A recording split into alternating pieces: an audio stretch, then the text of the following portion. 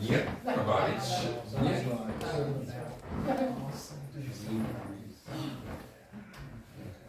This is 62. The income is 62,000. So you can have these up in big number two to think about say 2,000. Because that's the money that will come before the actual turnover of the business. But I think we're never going to get any interest rate. Clearly, we're going to wait for a week before, so they get 646.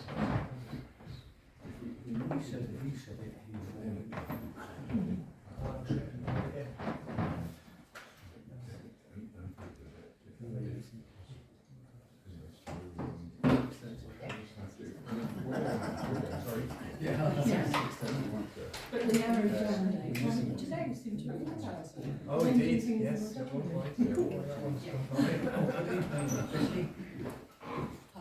Right, good evening everyone. Welcome to this meeting of the Finance and General Purposes Committee. I think we're all present and correct. So first of all, item 1 is apologies for absence. Thank you, Chair. We have apologies from Councillor Pennington, who has a travel commitment. Okay. Can I give apologies later on? I don't know if it will be in this meeting or in the Finance Committee, but I have to go and ring the curfew bell. I hope it's in the finance. 5 to 8.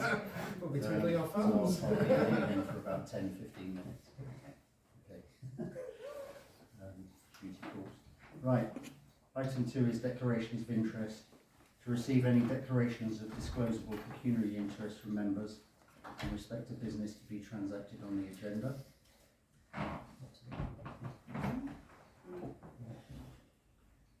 Next is item 3, minutes of the Finance and General Purposes Committee, to receive and approve the minutes of the meeting held on the 18th of December 2024 and to consider any matters arising from those minutes not covered elsewhere on the agenda.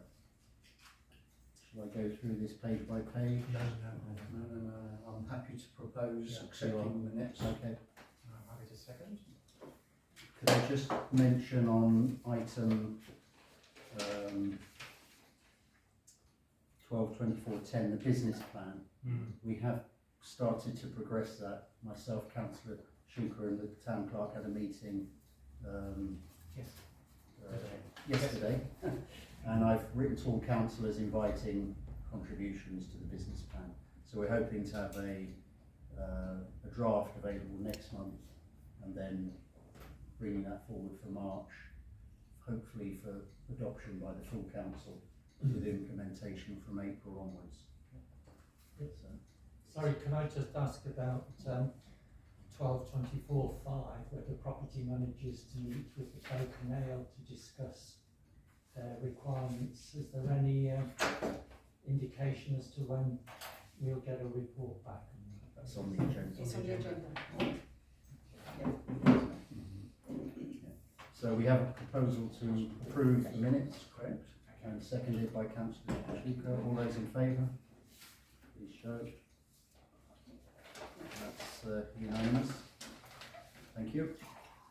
Next is item 4, public participation, a 20-minute session for members of the public to make representations in respect of business on the agenda. Do we have any? No request, Chair. No requests. In which case, Chair, may I suggest, in the interests of energy conservation, you close the door? Yeah. Thank you.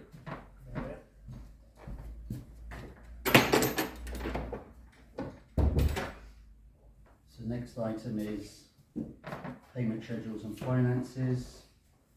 We have 1, 2, 3, 4, 5, 6, 7 separate items. I propose to take these one at a time in order that we can give them proper scrutiny and attention. So starting with attachment 2A, which is the expenditure transactions approval list for the end of December 24.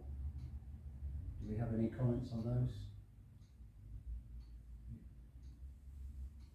to accept that. I do have one question, Yeah. and it's about the expenditure on the arm, which is an innovation which I very much welcome, but I just wonder what evaluation is being made of its effectiveness, the use of the uploaded YouTube, is it YouTube? Yes, YouTube we're using, yes. Do we have numbers on how many people are looking? Presumably we do. And is it well linked on the website to So there is a, YouTube? yes, there is a link on the website. As to people viewing, I haven't had the capacity to even think about doing anything like that at the moment, I'm afraid. It might be something in a couple of months, but I definitely can't do it at the moment. And is it going to be evaluated at any point? Well, I mean, we're just in the very first stages of using it, so I am tweaking the settings on it. There are, alternative settings, so I'm tweaking that each meeting, see what difference it makes, see if we can find one that works for everybody. And obviously the layout, you see I've changed that this evening. So yeah, it's all a work in progress, but I can't tell you a deadline for when I'll be able to do a proper evaluation because I don't have capacity, I'm afraid. You can see it is working at present because it's splitting the screen between people who are moving and speaking. So I'm regularly using the recorded meetings for personal use, and just having a quick look in terms of the number of views, it varies between approximately 25 to 30 through to about 60 to 70. That's very good. But the key thing is about actually having the record there that's accessible at any point. So whether it was only 2 people or 2,000, that's a secondary issue, I think. Okay. So are we happy with 5A, 2A, attachment 2A? Yeah. I'll vote on these as one block at the end, but just go through them one by one, if that's okay. Well, I think the mayor's got some expenses in this one, so he shouldn't really vote On 2A? That's true, and I've got some expenses as well. Okay, so we'll vote on them one by one then, in that case. So 2A, anyone happy to vote we receive this? Councillor Tudor, you proposing that? Yeah, I'm happy to. Was that second, Councillor? All those in favour? Okay. Town clerk, I'm abstaining. Abstaining, thank you. Mayor is abstaining. So then we've got 5B, attachment 2B, expenditure transactions for mid-January 25. Any comments on this one? I'm happy to propose those. I'm happy to second. Okay, all those in favour? It's received. Yes. Next is 5C, attachment 2A. And these are payments that missed the December 24 deadline. Anything on this? Happy to vote? I propose. So, are you proposing things? I'll second that. Seconded, all those in favour? Okay. The next one is 5D, attachment 2D, which is the bank account reconciled statement. I think this one I've got a payment in there, so I'll abstain on this one. Okay, I was just wondering what the credit is from Williamson and Barnes. So 14,000. 14,000. Sorry, which line are we talking? It's £14,000. Oh, Williamson and Barnes. Is Yeah. that additional? That relates to Bay Hall. Yeah, Maddox. Yeah, Maddox. So can you explain what it? It was a dividend Yes. payment. Yes. Well, that's kind of come It through was. Well, to Williamson and dividend Barnes pay- as opposed to have gone to EFB Hull. Yes. They paid it to us.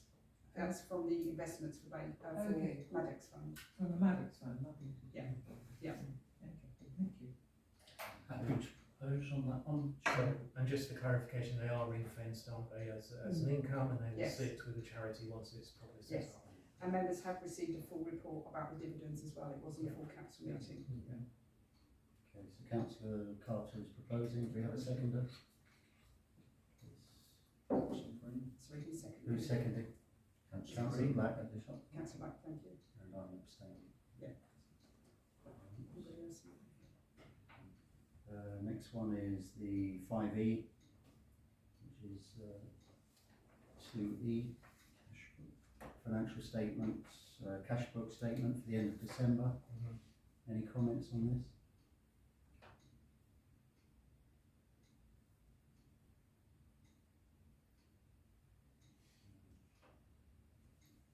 Do we have a proposal? I'll propose. Proposed, councillor Breen, councillor Anderson seconding, all those in favour? Thank you. And finally we have 5F, which is attachment 2F, which is the budget variance report to the end of December.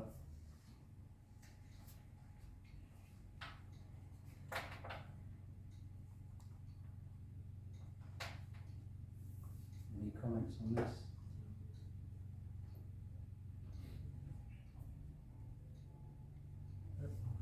Propose councillor Snooker, councillor Breen seconding. All those in favour? Okay, so those are all received. Thank you very much. The next item is item 6, priorities, terms of reference, status and action log for the Finance and General Purposes Committee, attachment 3. This was sent out separately as a document by the town clerk. Do we have any comments on this? The only one you read, Mr. Chairman, is the business plan, which is already underway. Yeah. So I don't see that that's a major issue. So I'm quite happy to propose acceptance of the action log. We do need to talk to the RFO at some point about the issue of the presentation of accounts. Oh, indeed. It's not an urgent matter. Okay, so you, Councillor Carter, you're Yeah, I'm proposing. happy to propose the action log as the only red one is something that we are actually undertaking work on currently. That we're accepting that, noting that the business plan Noting that is. the business plan is underway. Yeah. Do we have a seconder? I'll second it. Oh, All those in favour? It's unanimous. Thank you very much. Next one is item 7 is the 25-26 budget summary. This is a very useful document prepared by Councillor Breen, which shows the 3 pillars of our activities, STC, the Guildhall and STBF. Councillor Breen, do you want to? Yeah, I'm happy to talk to it a little bit because I think I've prepared this because I think it helps with transparency so that people can really see kind of what's going on. And the figures under each of the 3 main budgets there are the budgets that were approved a week last Monday at the meeting. But I just wanted to do it because once we've got totals like this, we can do various bits of analysis and so forth. I think it's really interesting to see if you just kind of look across in terms of insurance. The council is spending over £30,000 a year on insurance. And you see a total there for the 3 cost centres of £816,000. But you need to remember there's 181,000 which is into budgets or transfers between the cost centres. So the kind of the total turnover of the council would come down by £180,000. It highlights as well the situation on the toll bridge fund, where we're expecting £48,000 of dividend and £65,300 of withdrawal from the investment reserves and so forth. And it also highlights there the total cost, the cost of staff because we've got staff in terms of the expenditure, and there are 4 items that make that up. The staff related items, the public convenience salaries, and then the visitor and tourism salaries. And when you add up all of those, you can see that that by far is the largest spend of the budget. But I think there is some useful analysis that we can do with this, and I can take that forward if the committee are happy for me to do so. I think it's useful information to publish on the website alongside our budget. And I'd welcome any comments or queries. Councillor Black? Thank you. Has anyone ever done any benchmarking to see how much this is? I mean, typically in things like universities, you know roughly what your salaries are, and your total staff costs are a percentage of your overall costs. Does anyone know this has been done for parishes and smaller town councils? Because I don't know whether we're out of kilter or within the typical range. And I think that's very important, because if we are grossly above, then we have to look at, well, why is it, and is it justified? On the other hand, if we're within the sort of the typical range, then that's fair enough. But I think people would want to know what kind of information there is available on the benchmark. I'm wondering if anyone has done this at all. I'm happy to have a look into that. I did have a conversation with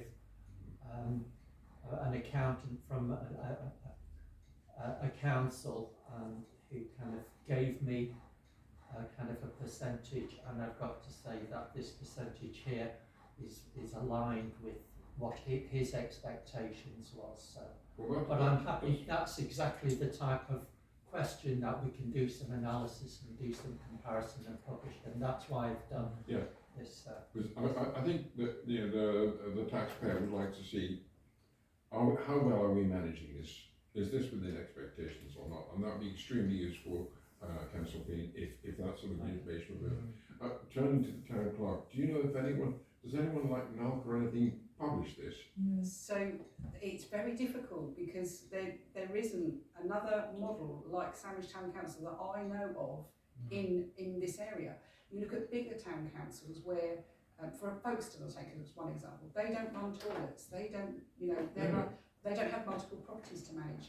So I think the problem is here, you have a small number of residents, so you've got a small precept, but you've got a large portfolio of properties, which is highly unusual.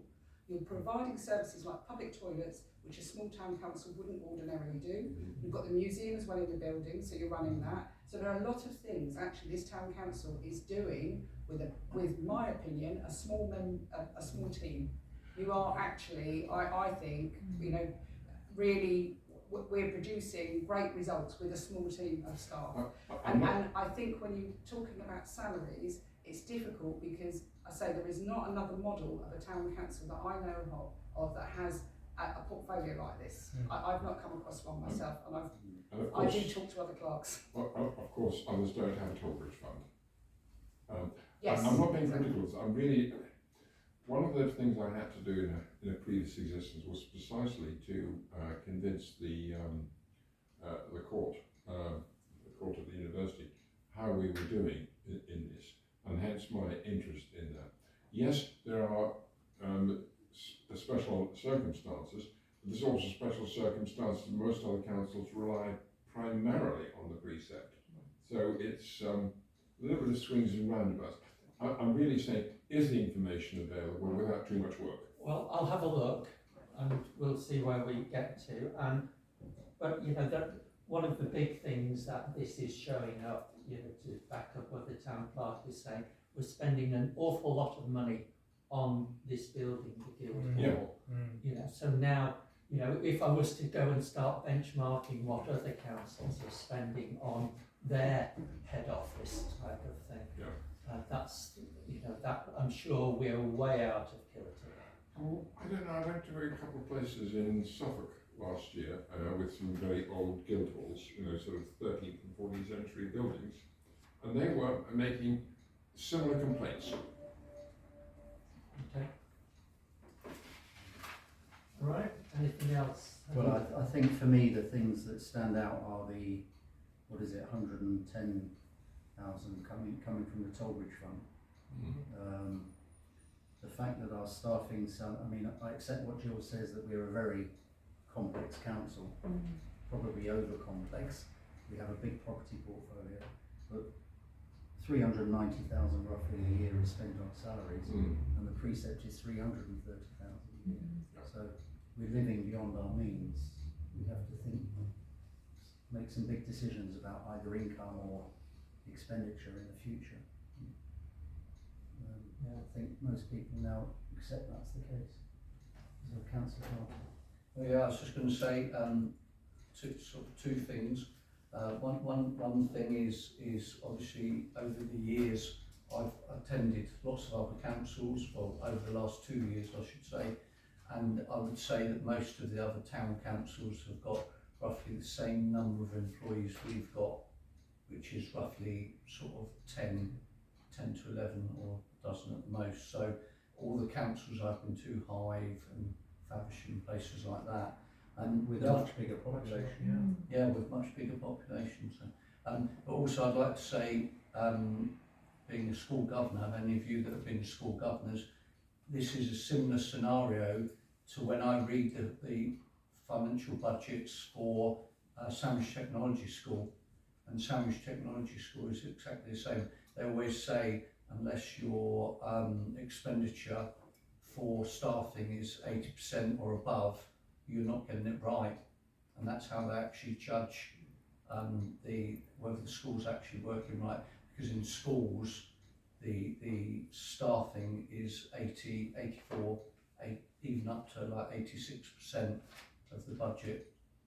And if you think about it, that's the case, isn't it? I mean, it's a bit like here in this council, is we have a large number of functions that we undertake, and we have we have the staff to undertake those services. So, I just wanted to finally say, Mr. Chairman, that since, as I said earlier, since we've lost one of our members of staff recently, I've actually got the property manager to look into and provide a report on staffing in the Guildhall, in particular to do with the auxiliary services, and that should be coming to you, I think, on Monday. So I am working on a different model to make sure that we can bring the costs down, but all will be revealed on Monday. Should that not be coming to the HR committee first? No. So this is a staffing strategy the property manager's worked on. So I'm got that report ready for Monday, and that will be published later this evening. But obviously, if there is any comments or feedback from the meeting on Monday, then that could come to the HR committee. One thing I did want to add as well on this item, there is actually an exercise. Every town and parish council that has income above a certain threshold, the Dover District Council do publish on their website a breakdown of the expenditure, so an income. So that is actually on the DDC website, and it will be when everybody's is put into DDC, and they'll publish that soon. Right. Might I ask you, that would be extremely useful information, but do you know if other districts in Kent do something similar to this item that DDC do that of trying Yes. to prepare? Yes. So it sounds like it's either good practice or a statutory. Yeah, I'm not sure if it might be statutory because it's above everybody that is above a certain threshold of the precept. They have to actually publish the breakdown of the expenditure and the income, so that will be available, and you can look back in the years as well, and it certainly is done at District Council. I'm just trying to save Council Breen some work. No, I'll take it away, and if anybody else has got any other queries or questions, I'm very happy to address them. Councillor Shulkin. So I had two observations. Firstly, do you have in mind any opportunities this will actually help us as a group in terms of focusing on aspects of the budgets? Number one. Secondly, are you anticipating building in how we're actually doing across a year? So this is great as a starting point, and actually it presents itself really well, but it would be helpful, I think, if we can build on this and it becomes a dynamic tool that looks at this is where we started and this is the reality of where we are. Yeah, well, well, onto the second question first. I want to work with the RFO on this because I want to make sure we've got consistency of cost coding across all of the three budgets so that reports can be pulled out easier and that I can get information so that I can compare and do trends and forecasts for kind of the performance of kind of the budget. And it would be obviously when we get the outturn budget for this year to compare the outturn budget totals with what we've got here. In terms of is there any areas immediately that we should be looking for saving? I'm kind of amazed at how much the public conveniences are costing. There are 7,600 and 28,000 in salaries, so 30-odd thousand pounds a year. So there are things like that kind of, and so we need to think: are we doing it efficiently? Why is it costing so much? Where's the big expenditure? Just a supplementary to that, so it might be good as we roll forward through the year is just pick out one or two topics, and maybe if you lead a conversation, it's like the insurance, we all go, that's horrendously high, but there will be good reasons for that. It's just unpicking individual items rather than just looking at across the piece. Yeah, well, the insurance up 30,000 is about 5% of the total expenditure of this council. WCs are not a duty. No. They're a discretionary power. Yeah. I was in Belgium recently and Germany as well, and all of the hospitality establishments, pubs, spas, etc. They have a thing on the door of the WCs, 50 cents to use this toilet for the public if you're not a customer. So, is that something we could consider in Sandwich, where we say we don't have public toilets, but you pay 50 cents or 50p or 20p? Or we put a notice up to say these toilets cost 40,000 a year to run. Please donate to the cost. Anyway, we're getting bogged down. It's something to think about. Councillor Tomlin. Yeah, it's just a question about the toilets. I might have misunderstood, but were you saying that elsewhere the toilets are paid for and run by the district councils? Yeah. So has that ever been addressed with DDC? Because that's a disparity, isn't it? Why would we pay for it and other towns not? Do you know historically if it's ever been? I think, well, historically the town council took them over from the district council. That's what happened. So just to clarify that, Dover District Council said they were going to stop all funding for the toilets. So if the local town and parishes didn't take them over, just to quote somebody, if you ask anybody at Walmer, you'll see the precept when Dover District said we're not paying for the toilets anymore. Walmer's precept went from sort of almost level to Mount Everest, and their precept jumped massively in 1 year just to take care of the toilets in the Walmer parish. There are many town councils run toilets. Yeah, okay. Personally, I think inviting people to pay, it's an administrative thing, it's a minimal amount and it's quite unwelcoming. If we're trying to encourage people to the town, we could kind of make ourselves less popular for visitors, really. So often the people, if they approach you, they're looking for a toilet, aren't they? They say, "Do you live here? Where's the toilet?" It's what people... Anyway. I just wanted to add that I understand that Sevenoaks Town Council is regarded as a sort of gold standard town council in Kent, and I'm just looking at their website, and indeed they seem to get, Sevenoaks Town Council is a quality gold council under the local council award scheme. So I think it would be useful. I accept that Sevenoaks probably has a rather different and much larger population than ours, but I think it might be interesting to look at proportionate expenditure. Any other comments, Councillor Black? I just think we should specifically commend Councillor Breen for this work, and it is really excellent, and will allow us to start analysing things, because the accounts by their very nature are extremely convoluted to try to find your way through, and well done, Peter. Yeah. Well, That's, all part of the stuff. thank you for that, and we're just noting this at this stage. Yep, exactly. But you'll do more work on it, so we're happy to. Yep. Yeah. Propose. Councillor Carter seconds, we're all in favour? Note this, and thanks to Councillor Breen for the piece of work. Next is item 8, drill hall rent review report. This is a report from the Julian, the property manager, about the drill hall. We missed a rent review 3 years ago, I think. 22. Just over 2, yeah. And so he's making proposals for a rent review for this year, and also for us to consider the future of the asset in general. So, any comments on this? Yeah, Councillor Anderson first. Okay. Yes, this is interesting.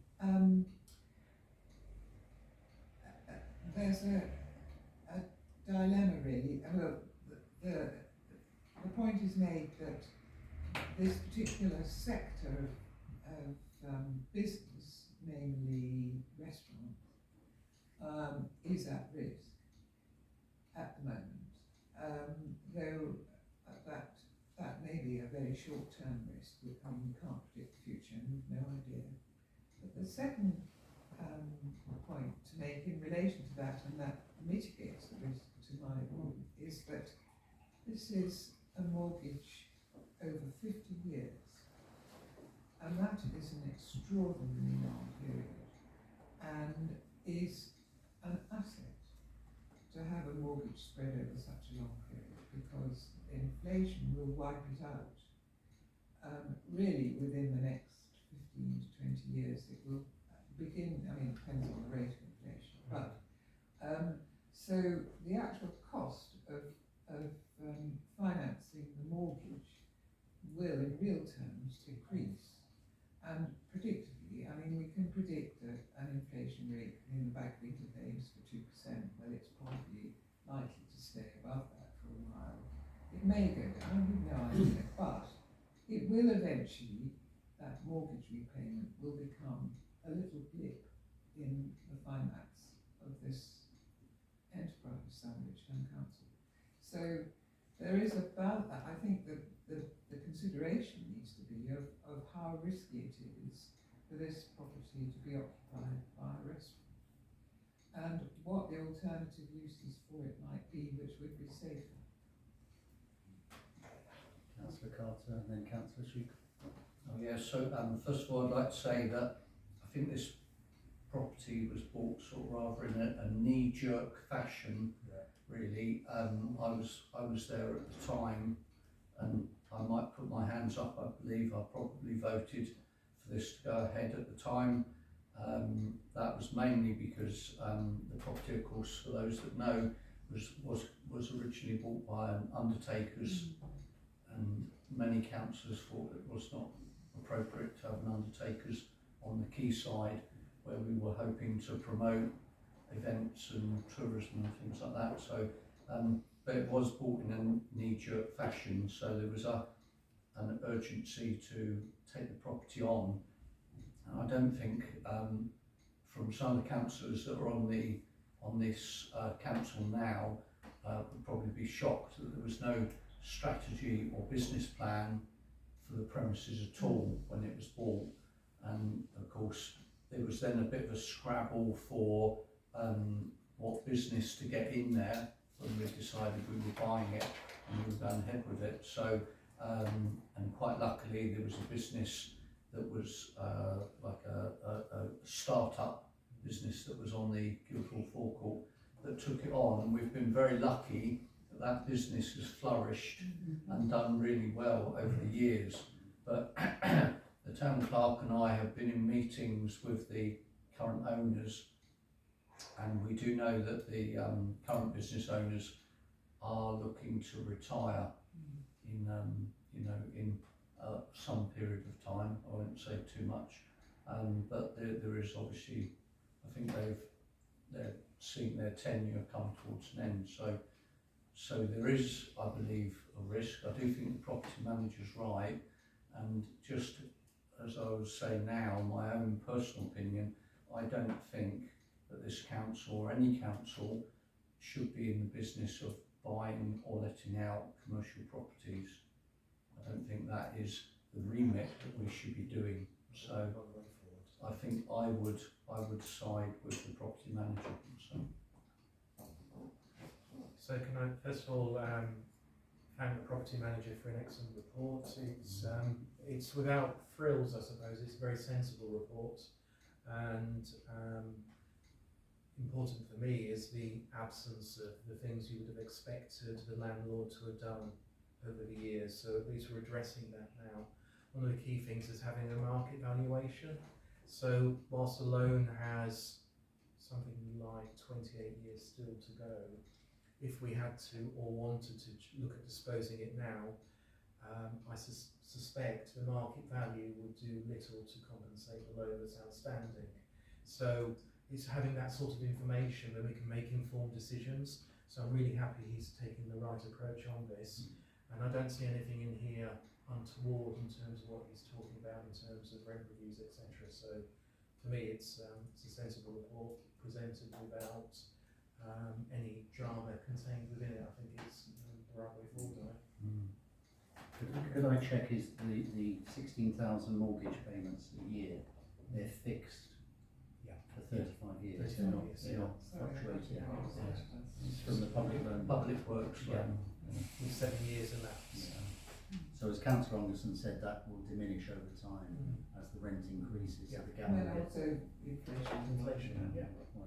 And also add, sorry Mr Chairman, can I also add that, you know, the property, for those of us that use it, you know, the property is very, very unique property, you know, so it's, as you know, it's not got windows and all sorts of things like that. It's very utilitarian because it did used to be a military, you know, rifle range and drill hall, as the name suggests. So really the actual use of it is very, very limited if you think about it. So, I mean, perhaps it certainly wouldn't lend itself to somebody who was like a high street retailer or something like that.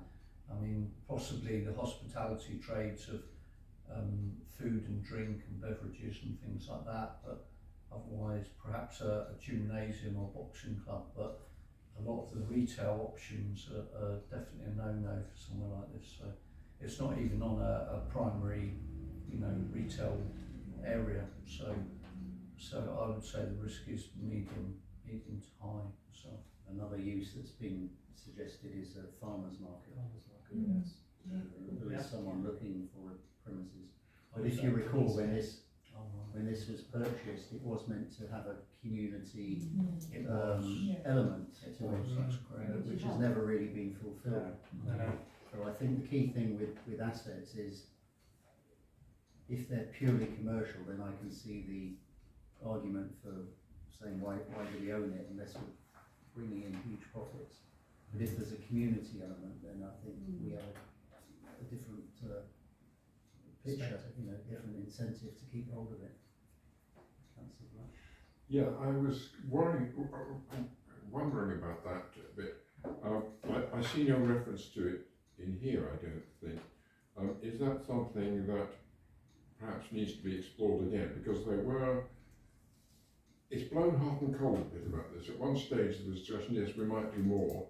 I think the other current lessee was thinking of doing more, and then it didn't. And there's also a space above it was supposed to be used for community, and there's no mention of that in here at all. There are 3 offices upstairs which have had different uses, not necessarily that's community. Right. And I just wonder if, I agree with, we should be having a look at the rent review. That has to occur. I mean, we cannot go on not charging an appropriate rent. But I do think one of the questions perhaps might be to say, okay, what are the other opportunities? Because this was specifically set up in 2022, and Councillor Carter will confirm this, I hope, that there was supposed to be a community involvement there. And unfortunately, okay, COVID came along, that wiped all of that out. But hopefully most of the effects of COVID are slowly slipping away. And I just wonder if this should be included in his discussions with the lessee. Yeah. Definitely, I agree. I think the point about restaurants, is a very successful business, which Yes. is very popular. I'm sure other hospitality units in the town would welcome its closure because they might get more We've got business. its location as well. It's a Yeah. damn good location. But I think in terms of this is an asset, the business plan is going to suggest that we have, well, not necessarily in the business plan, we've been talking for a long time that we need a proper asset management strategy. And I think the property manager's only been in post 5 months, so he's getting to grips with all the assets. I think from April onwards we can start to develop a proper strategy which will include looking at this property and whether we keep it or dispose of it or whatever option come onto the table. I don't think we can make that decision now. No, we can't. No, but I would propose that you amend this slightly to get him to at least discuss this with the lessee. Yeah. And I would put that forward as a motion just now. Hopefully we will take that on. Otherwise, I'm very happy with it, and it's well laid out. Yeah. It's just that little bit of a gap that I think we ought to make sure it doesn't sort of seep away between the cracks in the paving stones. Okay. So any other comments? Yeah, I'd be grateful if you could ask the property manager to give consideration to the expenditure plan for essential works that we as the owner of the property might be liable for. I'm thinking about re-roofing or the like, so we should have something in mind as to how much money needs to be spent on it over the next 10 years. Yeah. I'll endorse that. So Just a quick question. At some point, I believe they did have other businesses operating from there. Is that current? They have. Still have. they have had, I'm Yeah. sure upstairs they had Pilates and But there's another thing worth Someone else. exploring, isn't it? hairdresser. Clarifying. Yeah. in terms of- So I think my view would be that we approve the proposal to undertake a rent review. Number one, Delegate authority to the property. and delegate authority to the property manager to do that. So that's the first recommendation. I propose that. I'll second that. Second that. All those in favour? So that's the first part of the recommendation. The second part, I would propose that also we accept the request for evaluation and authorise the property manager to get 3 quotes for that. I agree. Yeah, and we should ask him to consider the maintenance. Yeah, that can come next, but just on valuation. Yeah. In favour of that. Yes. So then, I think the third thing I would propose is that we ask him to look at the provisions in the lease for community elements and what's happening with that. I'll second that. If you're happy with that. And then the fourth thing is Councillor Breen's proposal that we ask Julian to look at the long-term maintenance and refurbishment costs and bring that back once we start to look more carefully at the assets. I'll second that. All those in favour? So, does that cover everything? I think it does, yes, yes. Yeah, just an observation on that. I think it's right that we say that should be done, but I'm certain, knowing the property manager, he's got a prioritisation list of refurbishment, effort that's needed across a number of properties, and this may not be right at the top because there are others that have greater demands on them. So we just need to, rather than quickly spin another plate for him, let's understand his priority order as well. If you can say that to incorporate it into the Yes. longer term asset Yes. management. Yeah, Yes. but there is a date requirement of October of this year Yeah, to have the rent review. I'm sure that will be done. So that's, Yes. it's got to work to that timetable. We have to. Okay. Right, thank you. The next one is item 9, proposal for an interim funding opportunity via the Town Council. Attachment 6, this is arises from the decision at the last council meeting about the sorry, the Tollbridge Fund not paying out any grants, Not being able. not being able to pay out any grants in 25/6. So this is a proposal that's been led by Councillor Black with myself, Councillor Breen and Councillor Schuker. It's just an interim proposal. Councillor Black, do you want to speak on Thank this? you, yes. I was asked to do this. I would like to say from the very outset I've received a lot of help from the two officers and also from my three colleagues. We think we've got a viable solution here. We think it addresses the fact that this year there is going to be a time gap between the start of the financial year and when Maddox is fully on stream.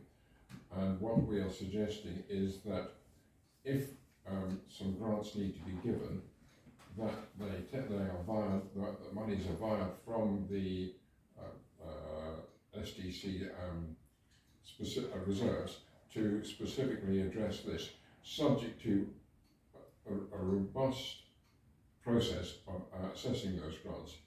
We've used the approach adopted when we were looking at the Tollbridge Fund approaches. So we think there is a robust procedure which doesn't require a lot of change apart from change of name.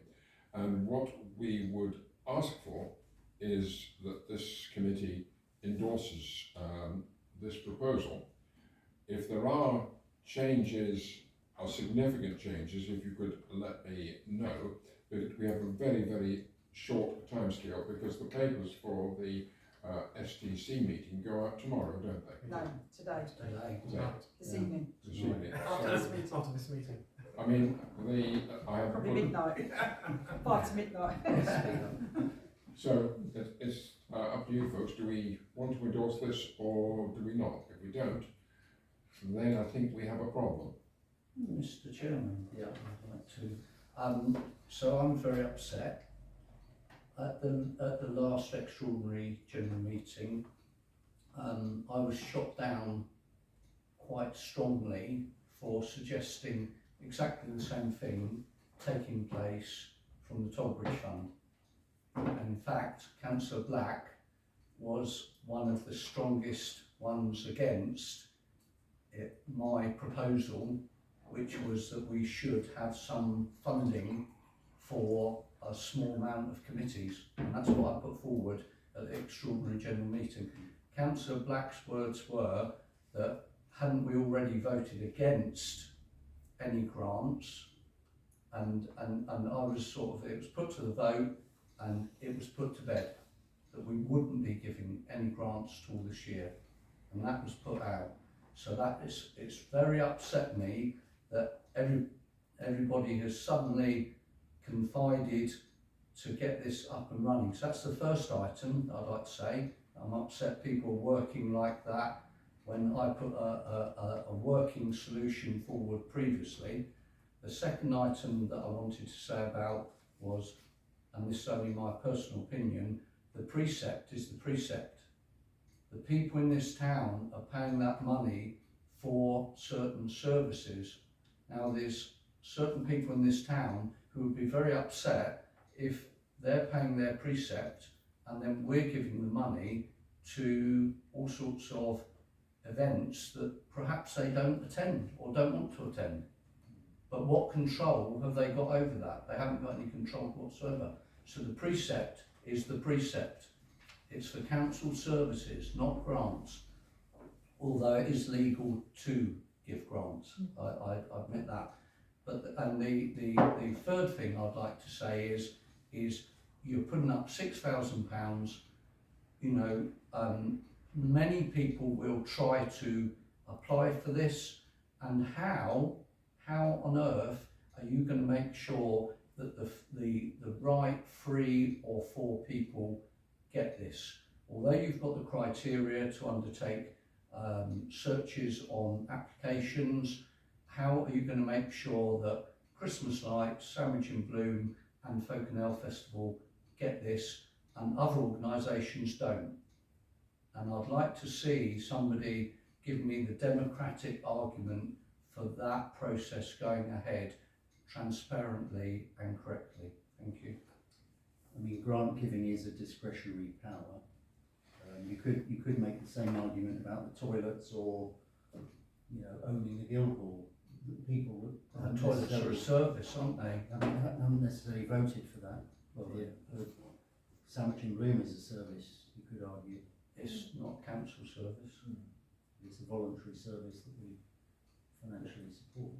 Councillor Black, you want to Well, first of all, the this issue that was under discussion was the fact that there had been 3 discussions of the Tollbridge Fund budget, and on all 3 of them it had been said that this year, given the financial situation and trying to preserve some elements of the Tollbridge income, that we would not be giving grants from the Tollbridge income.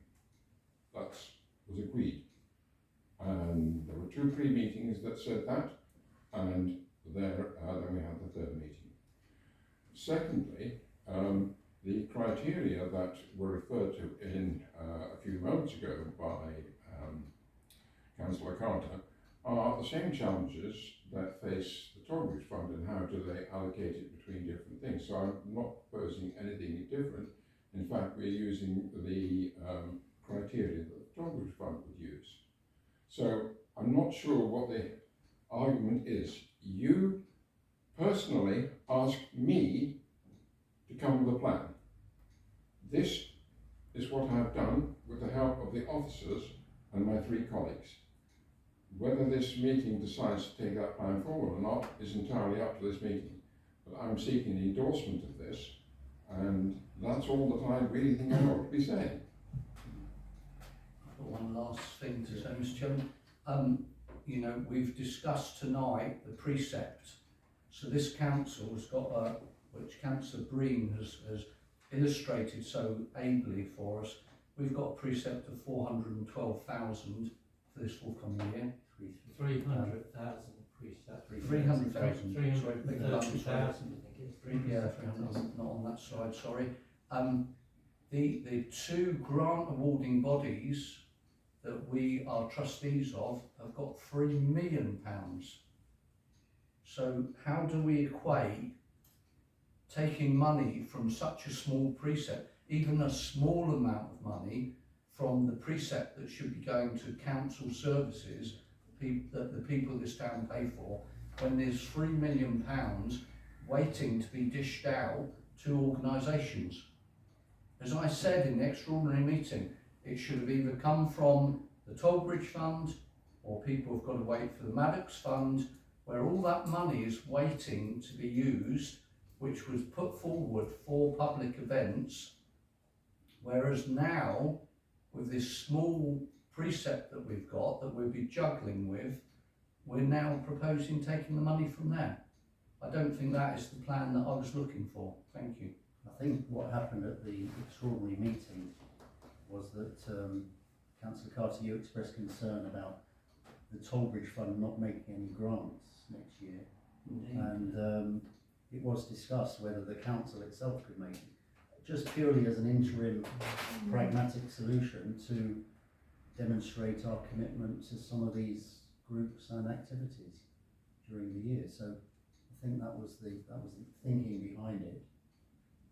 And which organisation needs the money that urgently? We were saying Christmas lights don't need it until much later in the year. Folknail, that's in July. Well, you said you've been lobbied by certain prominent people. The only one is of course who you were mentioning earlier, Sandwich in Bloom, who obviously would like some money before time, but So, you know.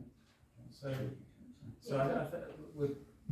we're probably not in the place we wanted to be, but a pragmatic solution has been generated, and it was in the round, and it was open in terms of how it was going to be taken forward. So I'd like to thank Councillor Black in terms of doing something quick. This is an invitation, but then measured against the criteria that's written for applications from a couple of organisations we have knowledge to be tested, that they say that they are in desperate need of a grant. Desperate may be too strong a word, but are in need of a grant. They will go through the process, and the proposal includes the mayor being on that panel, and there's a due diligence. So things like you referred to Folk&Ale and timing, Christmas tree lights and timing, those things would come out in any review that happens. One thing I think for me that's missing in here, I think we should be including a cap for any individual organisation. So we've got the cap of 6,000. Happy with that. It's a small amount. It's interim. It's written in. It's couched in those terms. It's a one-off. Other councils do it every year. I see examples of that. So we're not unique in terms of what we're trying to do here. But I think also there should be an individual cap that no organisation, and my suggestion would be 2,000, because that then gives bandwidth if those two satisfy the criteria, that there's one other that may come out of the woodwork that's in the same situation. It's not ideal, but it's a way of getting across the line to support two very important organisations if they can evidence the need that meets the criteria. So that's just my point. I'd just like to say it was my suggestion at the meeting, and I've apologised to Councillor Black because having made the suggestion, it should have been me who brought forward the report and the proposal. When I think back, Councillor Carter, to the previous meetings that we had, it was you yourself who proposed a zero grant approach to the toll bridge fund, and we were really surprised that you opened the discussion to say, I want to make a proposal to give money to a small number of groups. Yeah. We've acted on that, and what we're saying here, when you read the document carefully, is that the monies would only be given out in line with the commitments that those organisations make. So we don't have to spend all of the money. It's only when they're showing that there is commitment. We want to be able to have evidence of when they're paying out the money. It's one thing to order it, but they may not have to pay the money out until May.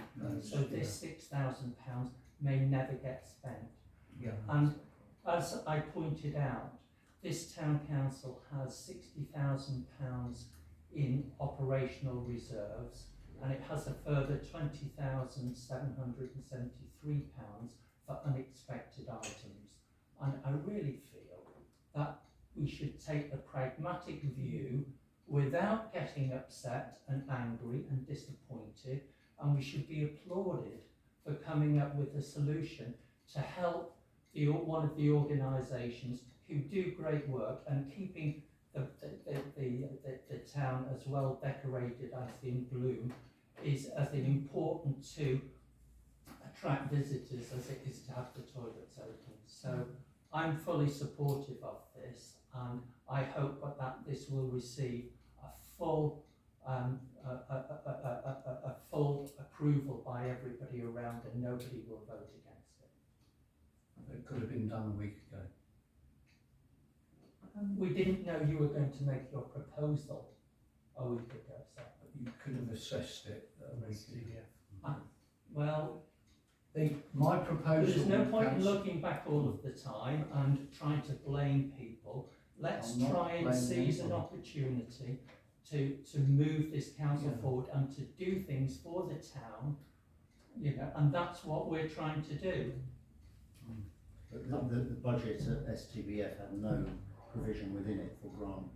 And that's So been we would talked about since We November. would have had to either increase the grant budget or cut something else. Which we could have done.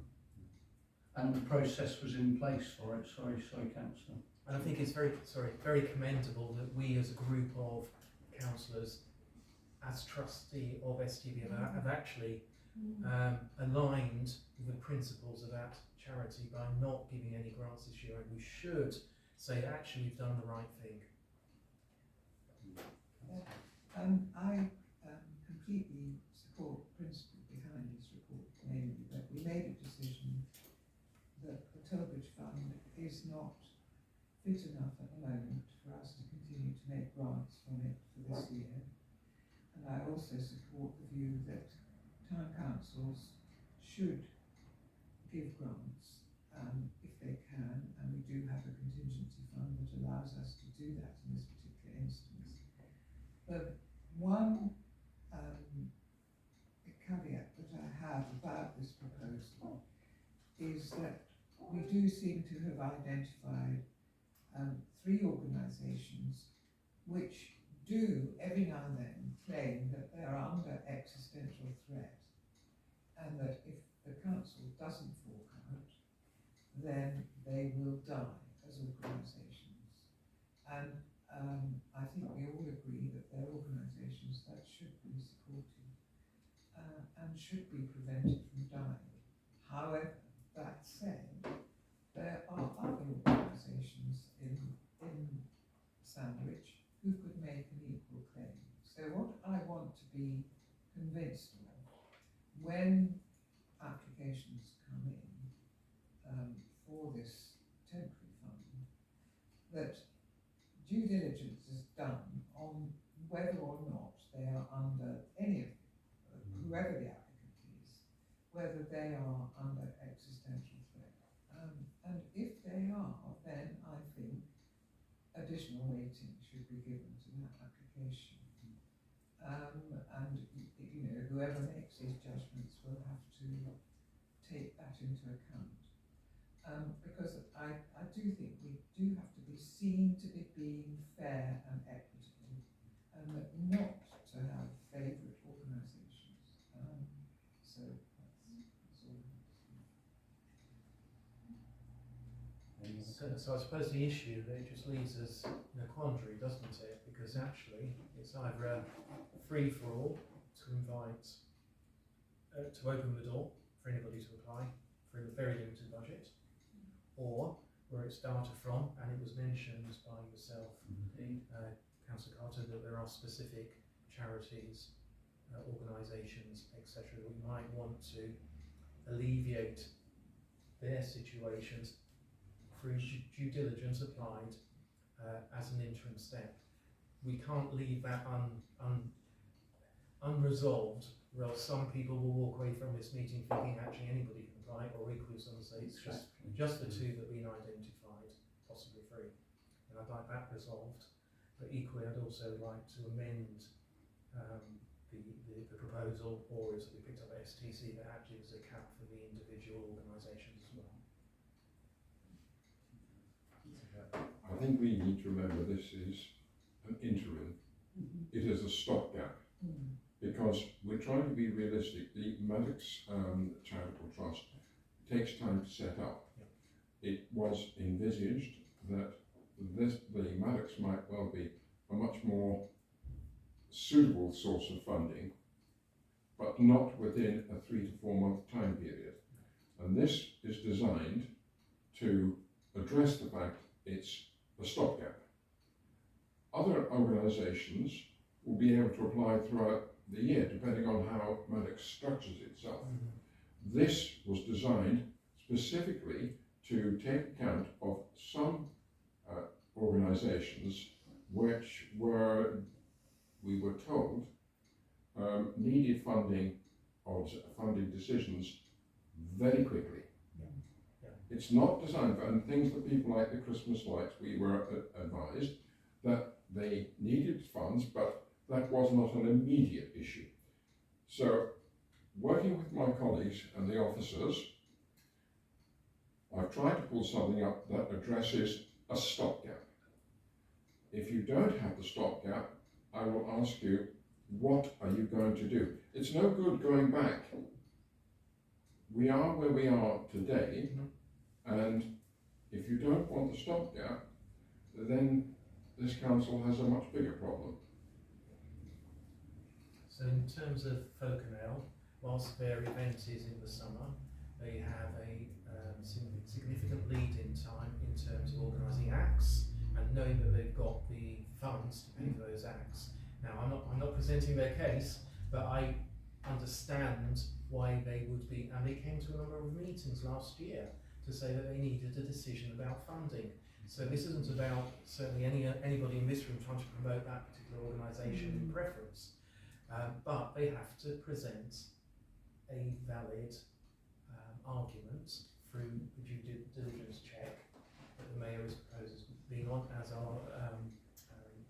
the chair of this meeting and the town clerk, and then it would come to STC to approve or not. Can I just finally add, if we look at the proposals, we're asking to put £6,000 into the pot, not necessarily to spend it. Yeah. We're asking for us to agree the list of community organisations to be invited. So this is by invitation only. Yeah. So we don't open the Yeah. floodgates for everybody.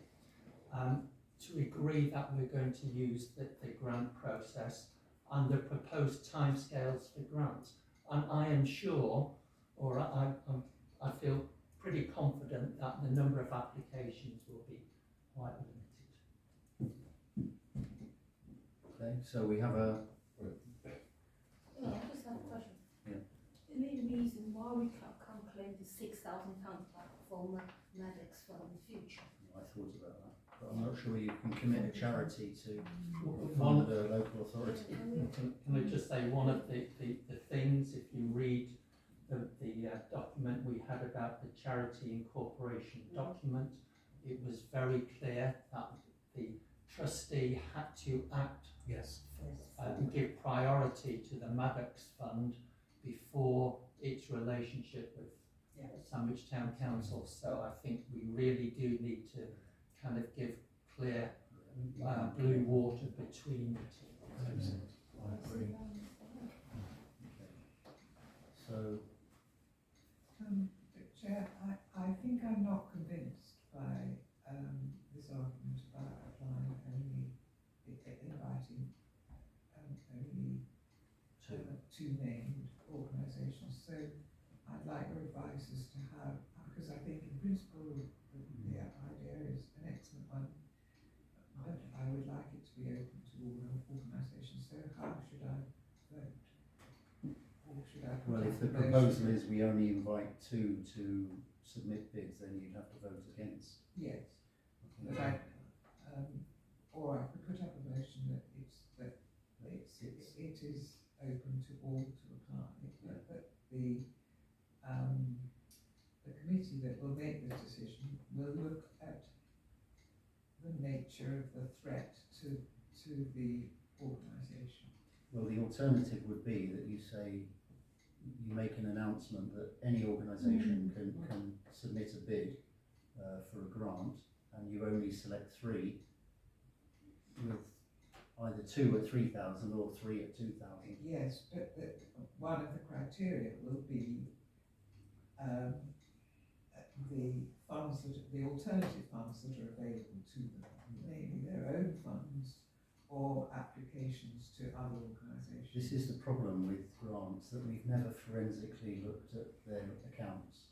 I'm sure some of these What I'm saying groups, is that we need to. I'm sure some of these groups have reserves which would tide them Yes, over for a couple of years. Quite, and yeah. So one approach in this would be to say, we know you need grant, but the Maddox Fund at some point will replace the Tollbridge Fund. Can you wait until September, October or next year before your application is considered? But this is just the interim pragmatic approach based on... But I'm just worried about fairness. I as do, I'm saying. yeah. Mr Chairman, this is really the bit that I'm really stuck on, I'm applauding Councillor Anderson on this, is invitation only smacks of favouritism. You know, the whole thing, I only found out, I think it was last night, that apparently the boxing club said that they can't hold their annual dinner because Sandwich Town Council has hiked up all the charges for the Delph room, so they can't afford to have their annual dinner, which is their main income thing, and it's a traditional thing, and it worries me that we're going to choose, whether it's by whatever criteria or process, we're going to choose some regular grant requesting organisations that always get the money from this council, and that just doesn't seem right to me. I totally agree with Councillor Anderson. you know, this should be either open to all, or we just shouldn't do it at all and wait till the Maddox comes in. I haven't said that actually. You haven't said that part, but the part about being fair, I think whatever decision you make, it's going to come back on you that we didn't make the right decision to choose the right organisations. Okay. So do we have a proposal? Yes, I have a proposal that, that we don't invite particular organisations, but that we do have this money available. And that one of the selection criteria should be the existential nature of the threat to the organisation or the event that they wish to put on. So I think Something like that. we seem to be agreeing on the principle of making this sum available. I do agree with that. Yes. So the next step is, do we agree that we don't invite the 2 or 3 organisations, we just make a public announcement that if you're in need of urgent funding, then fill in a form and the people listed in this report will consider it. And they need to supply all the relevant paperwork, like 2 years worth or 3 years of accounts. Well, whatever's in the Then grant they, application. criteria they need, and down to your selection group to make a decision who to be granted. So So- you could be granted for 5 organising small amount if they need. Exactly. Yeah. You shouldn't limit to how Good many. point, yeah. So the proposal, what I'm suggesting is we don't invite 2 or 3 organisations, we just make a public announcement Yeah. that the Tollbridge Fund is making no grants next year. The Maddox Fund will eventually take over, but as an interim arrangement, a sum of £6,000 has been identified, and if you are in urgent need of grant funding, you can submit an application Yes. and it will be considered, but a maximum of 3 organisations will be chosen for funding, Yeah. according to the Agree with that? steps set out in this report. Yes, just with grants up to Up to 2,000. 2,000 maximum. I also would say we should still keep to the timetable because it's an interim and Yes, it's Definitely. suggested it's addressing an issue. Let's the timescales there, so it will be very tight for new applicants. So we're unaware of. what's proposed here is Yeah. exactly the same, except that we do not invite organisations to apply. There is just an announcement on the website, Yep. which we can circulate if we wish, but we're not contacting named organisation. Would that be acceptable? Yeah, I would Okay. accept that. Yeah. Well, can I propose that then? You're proposing. I'd be happy to second that if it's open to all. All those in favour of that approach? So we have a compromise. Yeah. We have a way forward. The way forward. So, Mr. Chairman, I would like to thank the 4 councillors that worked so hard on this and get this to this meeting in the time that came. It is a pragmatic compromise, interim arrangement, which just tries to recognise that we have groups and organisations that possibly need urgent funding. So can I ask the town clerk if I update this paper this evening and get it to you? Yes, I haven't released the agenda yet, so. You haven't released the agenda No. yet? So you've got time, I'll be going back to my desk after this meeting. Right, okay. May I make a suggestion? Yeah. But I'm quite happy to, Amended. at the end of this meeting, Yeah. meet up with you briefly. It shouldn't take too long for Yes, changes, Okay, yeah. if that's yeah, okay. that's fine. If you welcome that. Yes, Okay, can we crack on then, because people have work to do. Bells have been And, item 10, Folkenail Festival Request Report. This is a report from property manager. At the last meeting, you remember, Folkenail were encouraged to write to us about what additional help we could give them, non-financial help.